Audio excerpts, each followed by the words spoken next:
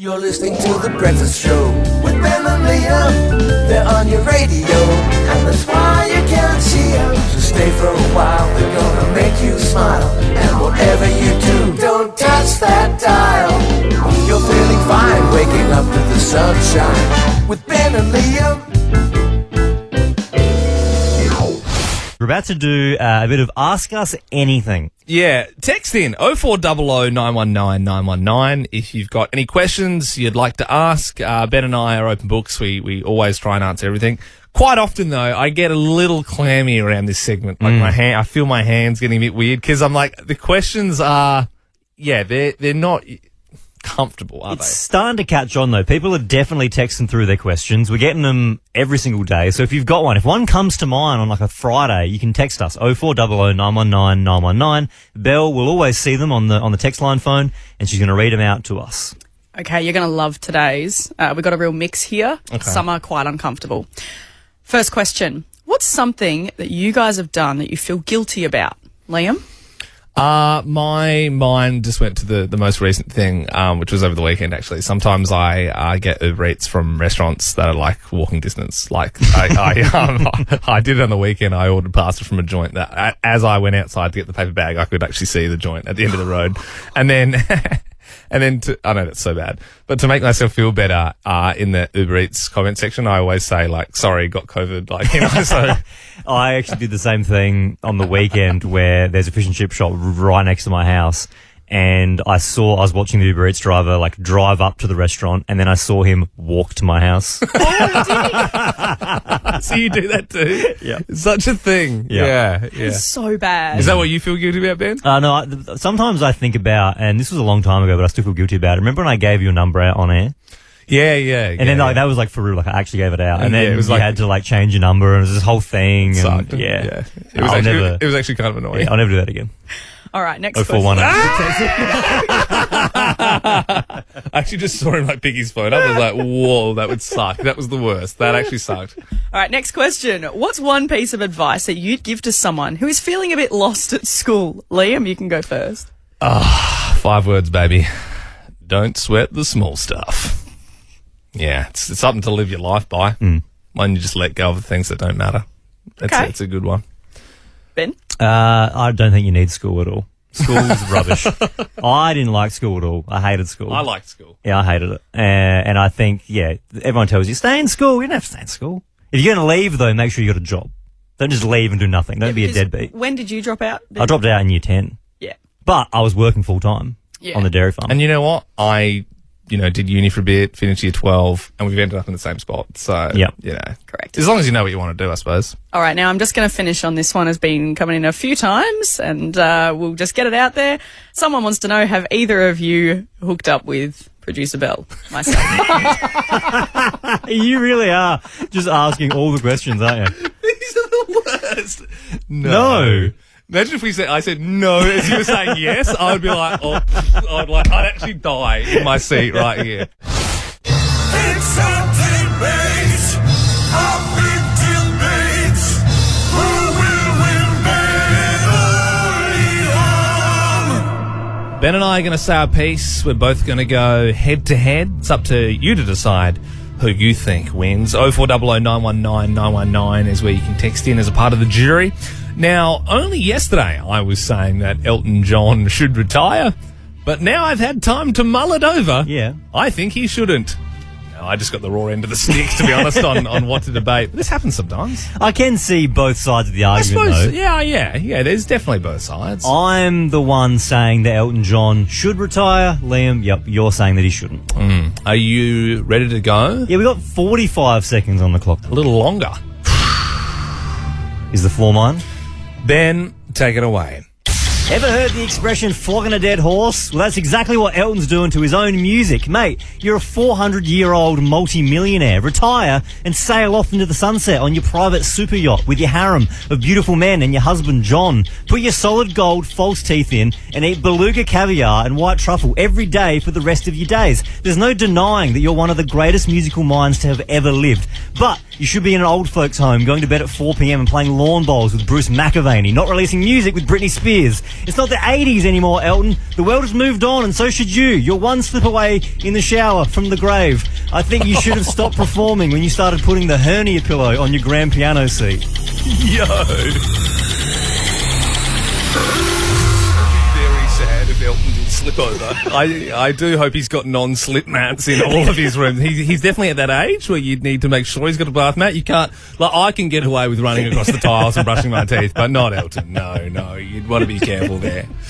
Well, look, you made some very valid points, Ben, but I'm saying no way. Losers retire early. Winners never stop that hustle. At this point, Elton's like a flamboyant, Gucci-clad vampire sucking the lifeblood out of younger artists. But you know what? It's working for him. I love Elton's new stuff. I mean, when Rocket Man was released in 1972, I think most people thought, yeah, good, but not great. Wouldn't it be cool if 50 years later we blended it in with 3 other songs and chucked Dua Lipa on the top of it? Now, that's a hit. Cold Hearts had over 1 billion streams in less than a year. We've already played his brand new one with Britney 3 times. At this rate, it'll reach 1 billion streams by Wednesday. Say what you want about Elton, but he's still standing better than he ever did. Sucking Dua Lipa's lifeblood, probably still off his lid.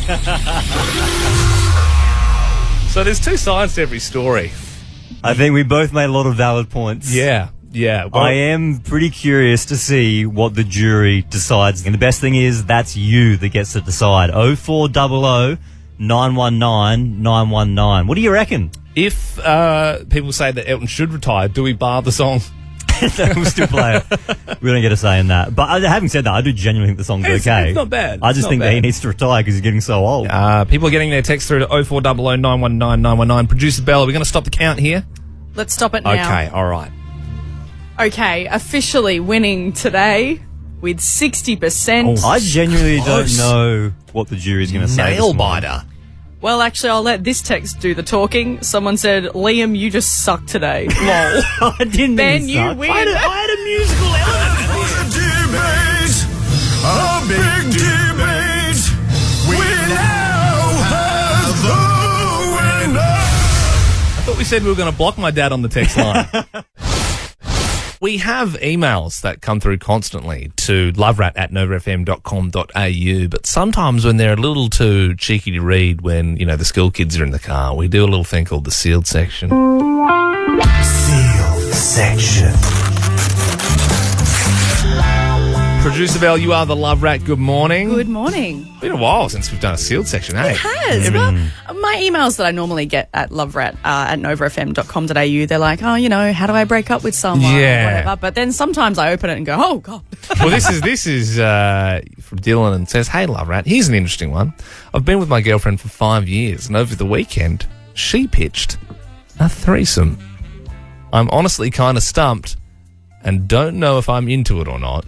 Isn't it funny because the initial reaction is, that's awesome.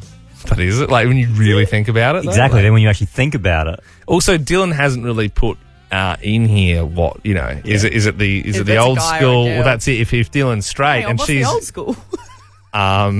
Yeah. yeah, is that I don't know, 2 guys and a girl. I don't know what's the OG. but is Dylan, like, if his girlfriend's after 5 years Yeah. gone, hey, we should have a threesome with your mate, Yes. and he's like, what?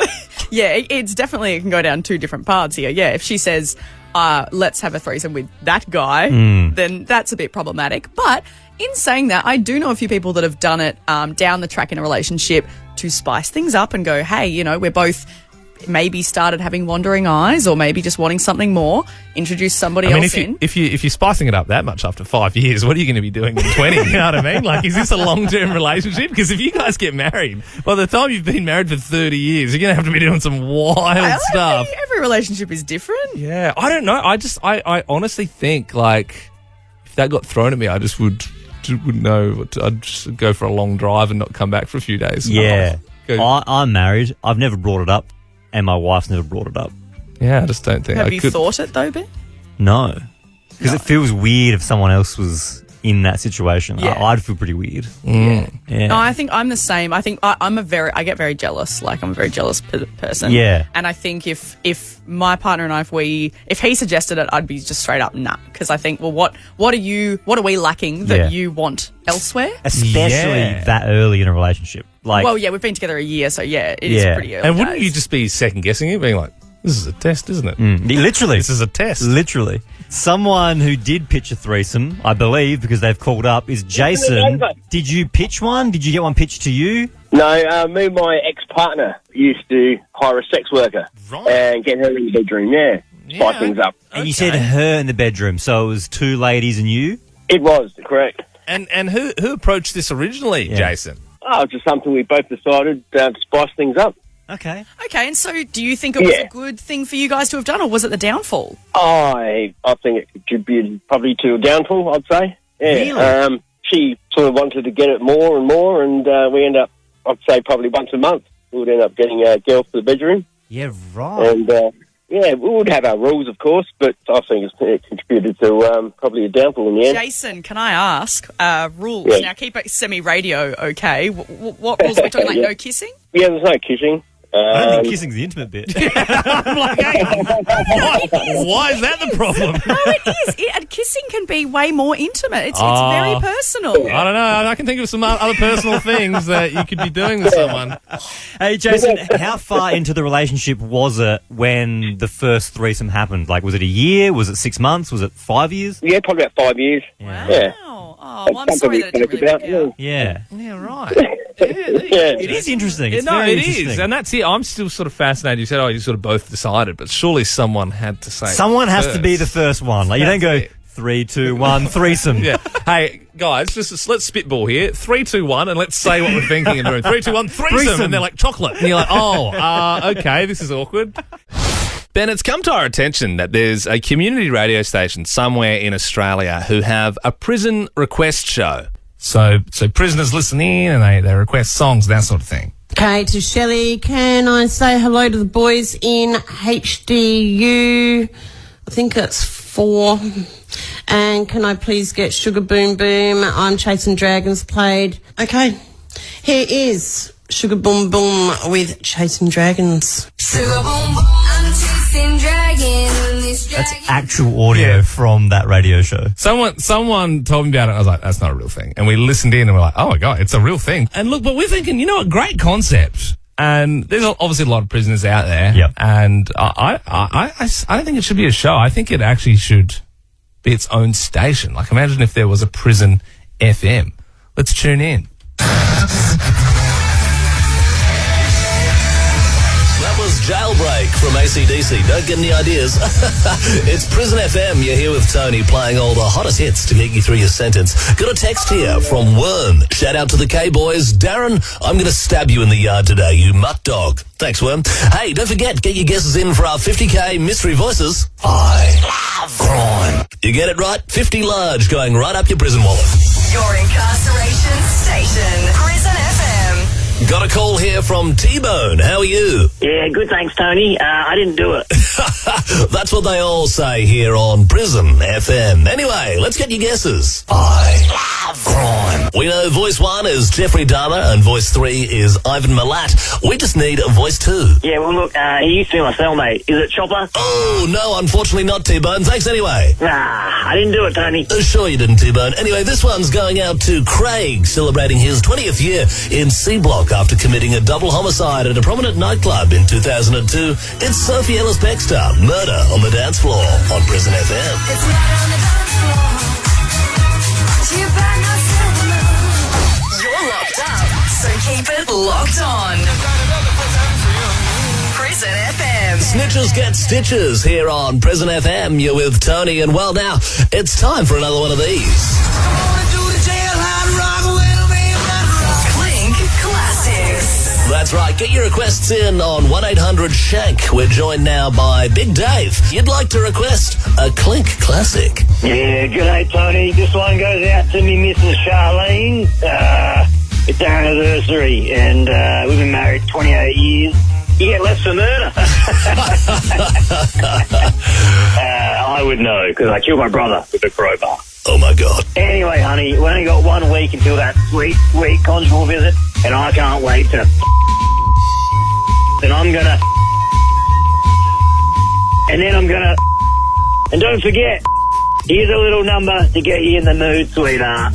Well, Sorry for any sensitive ears out there listening to Prison FM. Thanks, Tony. I didn't do it. When I get that feeling, I won't say that you won't hear it. Sit back, relax, and reflect on your heinous crimes. I'm stuck in Folsom Prison. Prison FM. Time keeps dragging on. I came home from work on Friday, Ben, and as soon as I walked in the door, I heard a curious noise. I recorded this on my phone, so this is the real noise. And I'm thinking, what is this? Has Sarah, my fiancée, she bought a soft serve machine? Is it a coffee machine? So this is the noise we're hearing. This is the noise. Is the actual noise. This is the noise. It's so loud. I was like, maybe someone's drilling from outside the house. Like, I was kind of like looking around. Can I have some guesses? Yeah, what do you think it is? Is it a Roomba? Like a vacuum cleaner? It's not a Roomba. Is it an electric pencil sharpener? No, that's a good guess, though. Is it an adult toy? No, none of those things. Then I don't know. So I'm walking around the whole house, like I'm literally like it seemed to be. I was trying to follow it, but it's such a weird, it's sort of echoey sound. So I was like walking all around the house trying to find this bloody thing. And then I walk up in the lounge room, and behind a picture frame, I'm like, here it is. I move the frame, Yeah. and she's bought this scent vapor releaser where you put a cartridge in and it goes and shoots smell out. And look, I'm okay with candles. She loves candles. I like the smell of candles. Yeah. I know they're expensive, but I like them. What I don't like is this machine where, yeah, the smell's relaxing, but the sound is doing my head in. 13, 24, 10. What did your partner waste money on? Because this thing wasn't cheap. Yeah. Like, I'm pretty sure it's pretty high tech, but you would think they would have finessed it a little bit to maybe make it a bit quieter than that. Yeah. Come on, 13, 24, 10. Give us a buzz. You can vent here, and if you do, you'll be in the draw for Nova's first class and 50K. Faye, what did your partner waste that coin on? Hi, Ben and Liam. Hey. My husband wastes money on DVDs. Lots of DVDs. DVDs? Blu-rays, DVD sets, everything. I've got a whole room. Instead of books, there's DVDs everywhere.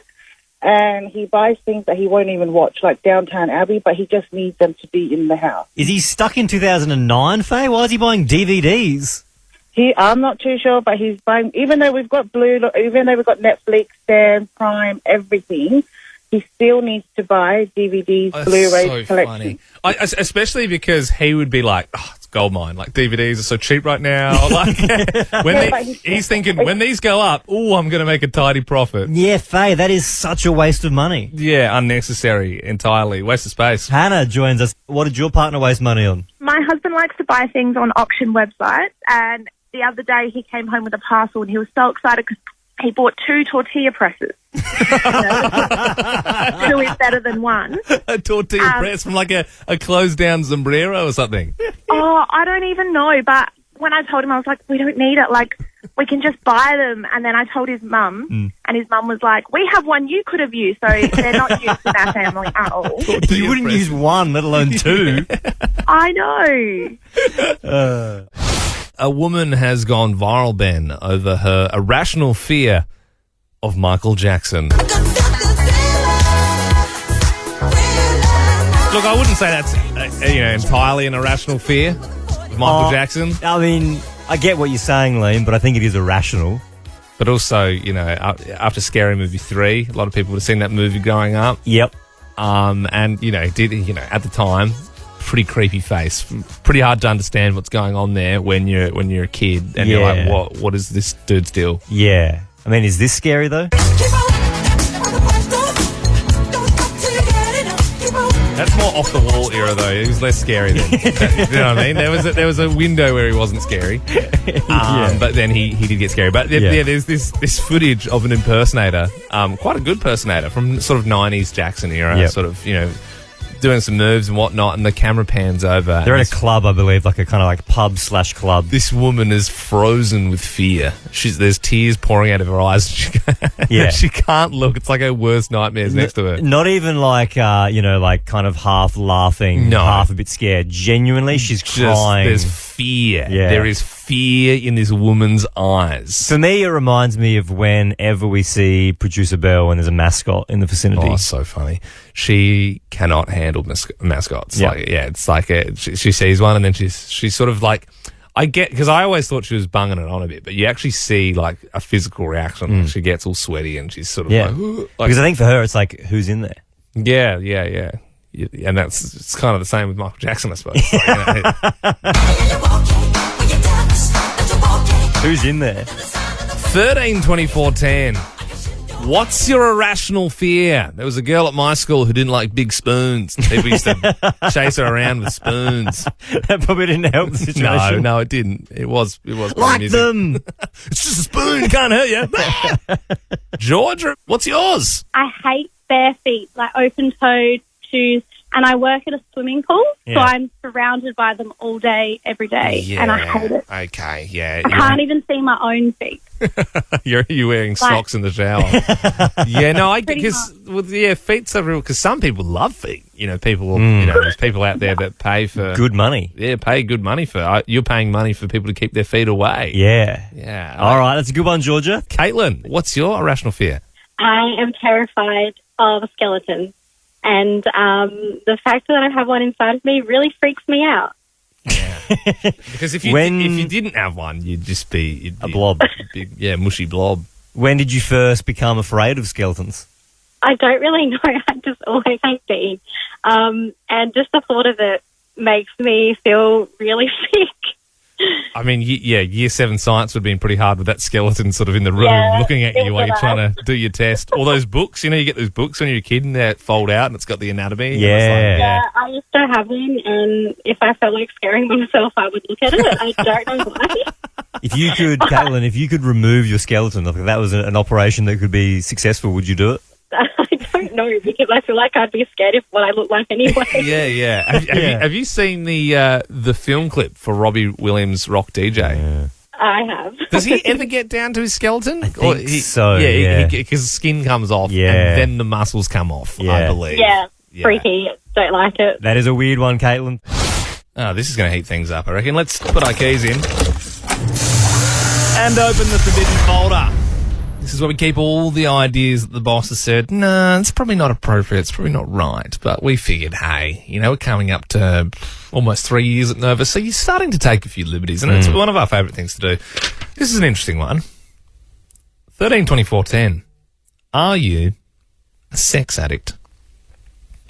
Because I think there's a difference between, liking it and being addicted to it. There's people that go to, rehab for just, liking sessions too much. Yeah, well, it does raise a few questions, doesn't it? If you're a sex addict, how often are you doing it to be deemed a sex addict? Yeah, can you really claim it if you're doing it once a month? Yeah, I'm addicted to this thing. I can't get enough of it. Yeah. Or, on a serious note, when does a hobby become an addiction? When does it sort of... I suppose when it starts affecting your day-to-day life, you can't... But then does that mean that at work you're just popping out during your lunch break? Maybe.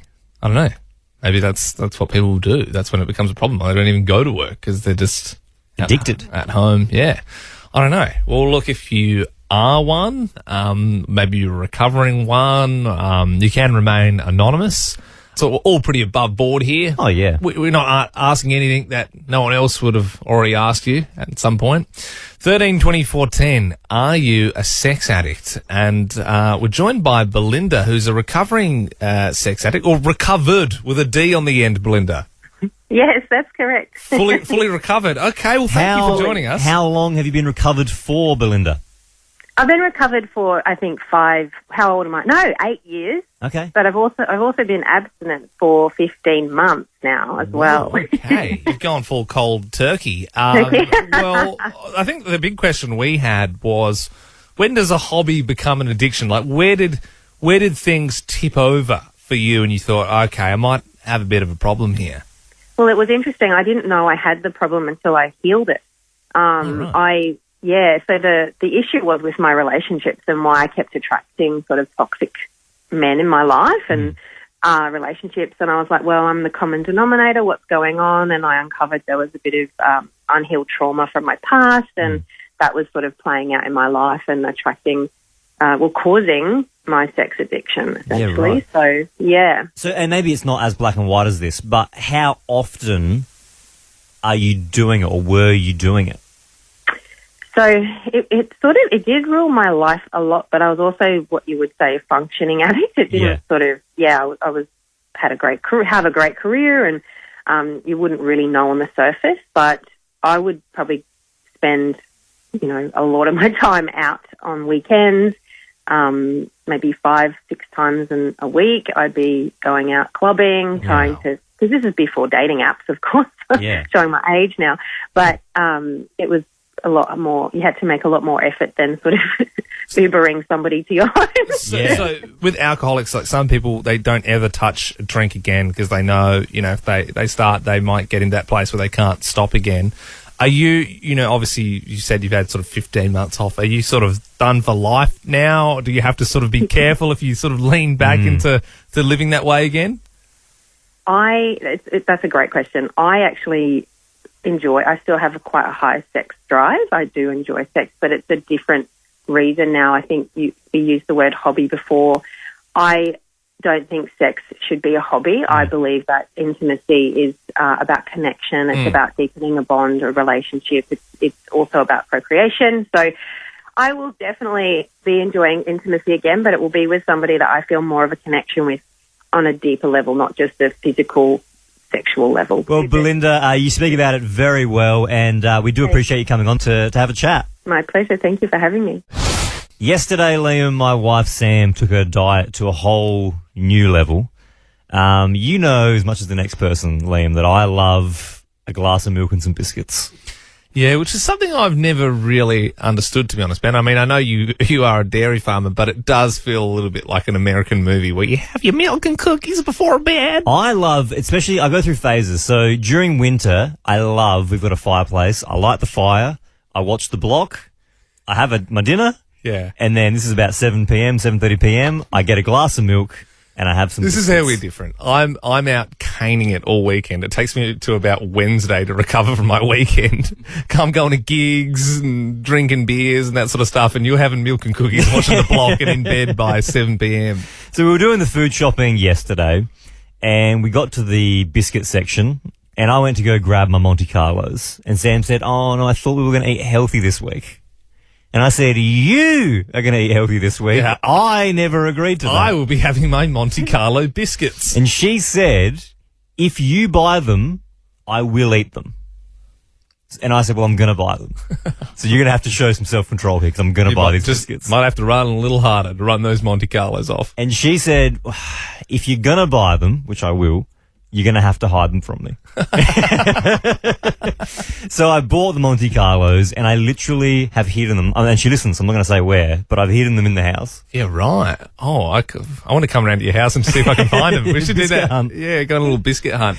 It's definitely a thing. I'd love to know if you've had to hide something from your partner in the house. 13 24 10. Maybe it's something they're obsessed with. Maybe it's food related. Maybe it's something different altogether. What do you have to hide from your partner? Tanya. Well, I have to hide everything from my husband because he loves chocolates and desserts. Mm-hmm. I once made a chocolate cake because we were having visitors. I hid it in the cupboard. Unfortunately, he used the dog as a bloodhound and he sniffed it out. What? As in some, like a cadaver sort of sniffing dog or like a drug sniffing dog. Exactly. How did you eat the whole thing or did you have a slice of it? Oh, no, just a slice.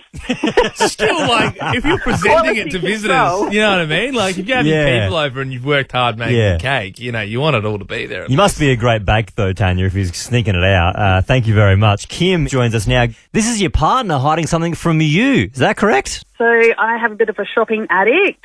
So he's hidden my credit card from me. However, I know where he hid it. So I've pulled it out, put it back on my phone and then put it back. Where's he hiding the credit card?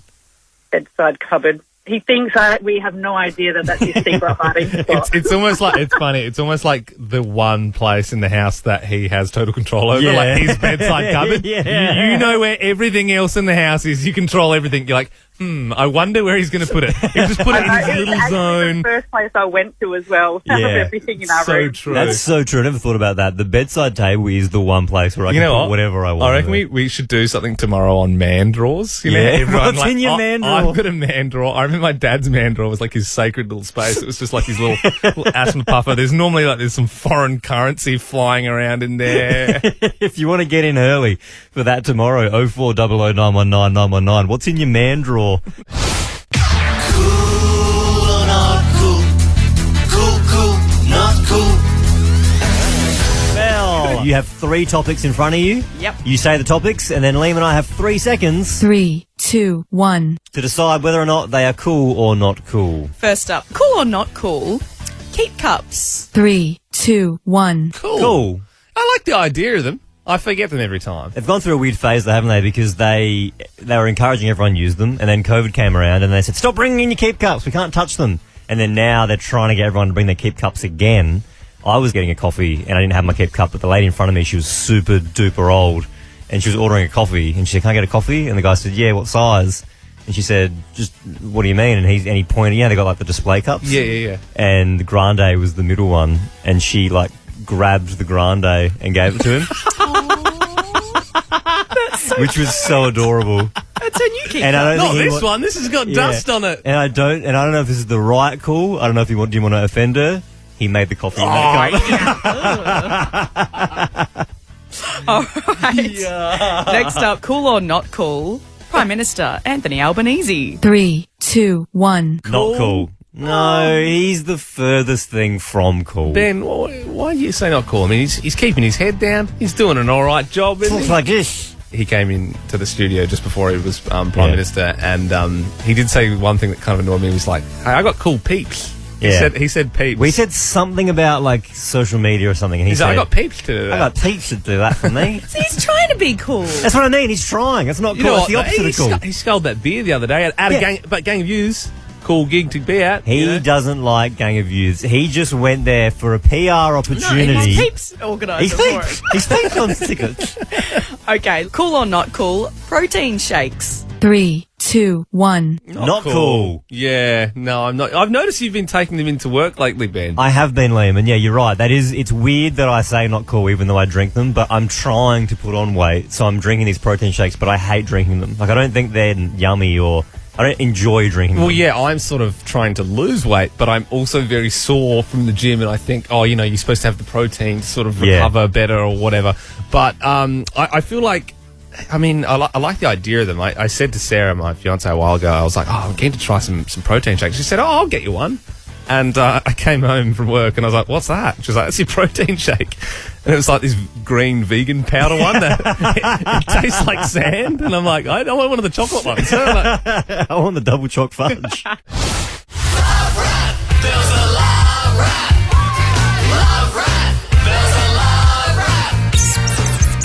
Yes, she is. Producer Bell, the Love Rag. Got an email here, loverat@novafm.com.au. It's from Mel. She'd like some love advice. Hey, Love Rat, my relationship has been wavering over the past few months, and I'm thinking about suggesting a break. If I'm at this stage, do you think the relationship is already done for?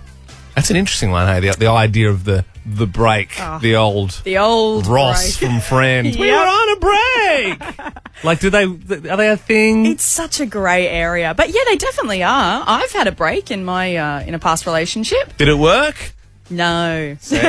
I had a break with my ex years ago now, but I was booking in a overseas Kentucky trip for a month and decided. Why did you want a break then?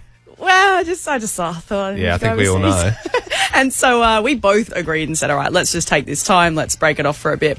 And then when you come back, we'll revisit. You both agreed, but he was, working in a factory in Australia for a few months whilst you were touring Europe. I think you were the one having more fun. Yeah, it was a mutual decision. 13, 24, 10. Can a break save your relationship? I think I'm definitely in camp. Well, if you're kind of sick of each other, then it's probably over. You know what though? We're often proven wrong. That's true. I mean, maybe you even had a break in your marriage, say. I don't know. Does that happen? Yeah. 13, 24, 10. Can a break save your relationship? Andrea Have you been Hello. on a break yourself, or? No. I think if you're in a relationship and you feel you need to have a break, then it's over. I've been married for 30 plus years. I don't want a break from my husband at all. So, so if you want a break, it's over before it started. So you get out now. Daniel joins us now. Can a break save your relationship? Definitely, boys. I mean, by the sounds of it, it comes down to each person and the relationship. But I absolutely needed to get out of there. I had had enough, and we both weren't seeing eye to eye. Yep. It was about 3 months breakup after being together for 7 years. Got back together, and our relationship has never been as strong as it is now. Wow. So did you find that you missed them? Is that, and then you were like, oh man, when they're not there, I do miss them. She missed me, I missed her, because there were some things we couldn't communicate about until we had that, and then we had to confront those things when we came back and be like, righto, these are the problems. And then we built on that, and never better. Well, you said you missed her, it's the old, you don't know what you got till it's gone, and then you realise how much you love them, and like you said, then you could identify the problems, fix them up. Yep. Maddie, you had a break from your marriage, is that right? Hi, yes, I did. 6 months into the marriage, we kind of called it quits. We've been together, since we were teenagers, so just didn't have any identity outside of it. Yeah. Took a break for 6 months, got back together, and marriage's never been better, relationship's never been better. Who was the one that suggested the break? Oh, it was him. Isn't always him? Oh, right. So what were your initial sort of thoughts? I mean, surely you're thinking, oh, my God, what have I just done? I mean, I've spent a decade. You could have told me 6 months previously. It saved me a lot of money. And did you get up to anything in your break? Oi. No, I went to Taekwondo. That was it. I'm sure he did too. Final question. So how long ago was that? How long have you been together now since? We just had our 3rd wedding anniversary. So, we've been together for another, awesome. 2.5 years after that. 2 years. Good on you, Maddie. I hope in 10 years you don't look back at that 6 months you had off your marriage and go, geez, I wasted a lot of time doing Taekwondo when I could have been spending time with other men. Was Taekwondo code for like... Oh, no, I think genuinely she was actually doing Taekwondo. Hey, Maddie, was it code or were you actually doing Taekwondo? Look, the instructor was sexy, but it was Taekwondo. It was just Taekwondo. Ben, I've gone full Karen, so to speak. I've had to speak to the manager. You'd remember at the start of the week I was talking about the scent releaser that my fiancée bought. It sounds like a traction engine. Soothing smell, of course, but the sound just does your head in. I mean, you want to throw it against a wall. So we decided to return it, and I emailed the company. I said, hello, I recently purchased a rechargeable diffuser. However, I was hoping I'll be able to return it. I didn't realise that they are quite a lot louder than other traditional diffusers. And that's putting it lightly, because it sounds like the exhaust brakes on a semi. Kind regards, Liam. They shot back. As per our customer service policy, we do not offer refunds. You can then keep your diffuser as a gift to a friend. So I was already angry. I was already annoyed with the thing, and I'm instantly at a 10. Yeah, I'm like, at a 10 from that reply. How dare you? Oh yes, the gift of noise pollution. I'm sure my friends would love this stupid item. I hit them back with it's all in the original packaging. It was only turned on once. Yep. And then they said, we don't normally do this, but as a gesture of goodwill, we are happy to provide a 50% refund. And I was like, okay, well, that's ridiculous. Like So now I get half my money and I don't have the diffuser. Yeah, You've like, won. Yeah. The house has definitely won there. You win there. So I said, look, I'd be happy with a store credit. It's like a website that, Sarah likes. Then what they did is they sent a credit for 50% of the original price. That is the worst of both worlds.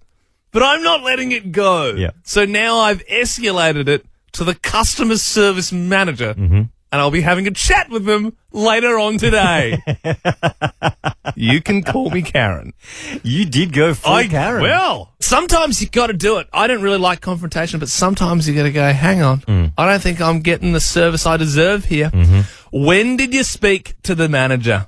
13/24/10. It might not have been your proudest moment, but maybe you just felt that fringe growing and the blonde tip started coming out and you went, I'm doing it. I'm turning into a Karen. I'm going for it. When did you ask to speak to the manager? No one likes doing it except for Karens, but, sometimes you have to go full Karen. Kiara joins us now. Did you go full Karen? Yeah, I did. I ordered a chicken snitty pack and they gave me veggies instead of salad. Oh. I asked if we could... I'm a very picky person, Yeah. but I asked for it just to be swapped over. I'm happy with the rest. They refused and yelled at me, and I asked for a refund because they didn't give it to me. Yeah. She yelled at me again, so I got the owner, and he fixed it, no problem. Oh, yeah. Nice. You took it to the bloody top, didn't you? Get Ingham's on the line. Luke joins us. When did you go full Karen? We had a boys' night and we had some pizzas ordered, and then they took ages to get to us. And so I thought, you know what? It was about 2 hours. Yeah. I'll ring up and complain to the manager, and sure enough, 5 minutes later, they've arrived. Yeah, sometimes you need to step on a few throats for things to get done. John joins us now. You went full Karen?